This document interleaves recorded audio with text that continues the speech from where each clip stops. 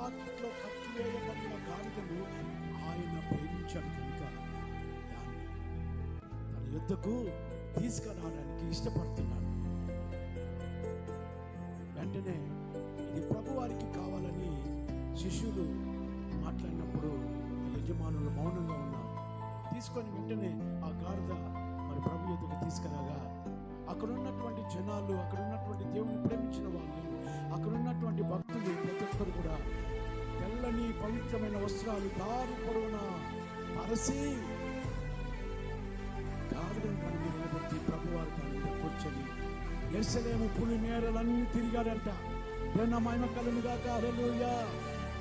ఎక్కడ గాడిది, ఎక్కడ పెంట కుప్పలు, ఎక్కడ తల వాకిట్లో ఉన్నటువంటి జీవిత విధానాన్ని దేవుడు తన హక్కున చేర్చుకున్నాడు. చూడండి, అవునండి, ఆయన ప్రేమించిన వారిని ఎప్పుడు తలగా కానీ తోకగా